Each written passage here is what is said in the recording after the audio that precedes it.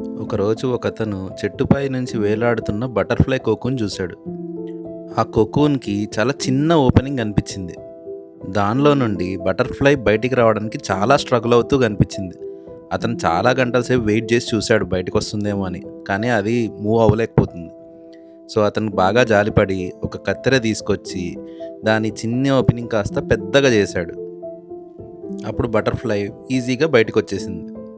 కానీ ఆ బటర్‌ఫ్లై మొత్తం లావుగా ఉండి, వింగ్స్ ఏమో చాలా చిన్నగా ఉండి ఎగరలేకపోతుంది. చాలా వీక్‌గా ఉందనమాట. ఆ మనిషి అది ఎగురుతుందేమో అని చెప్పి చాలాసేపు వెయిట్ చేశాడు. కానీ అది ఎప్పుడూ ఎగరలేకపోయింది. కిందనే ఇంకా నడుస్తూ అటు ఇటు తిరుగుతూ కనిపించింది తప్ప ఎగరలేకపోయింది.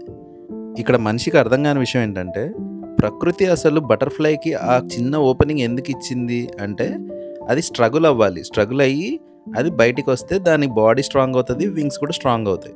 కానీ మనిషి ఇంటర్ఫియర్ అయిపోయి దాని స్ట్రగుల్ తీసేసరికి దాని స్ట్రెంగ్త్ అనేది అసలు ఎప్పుడు డెవలప్ కాలేదు.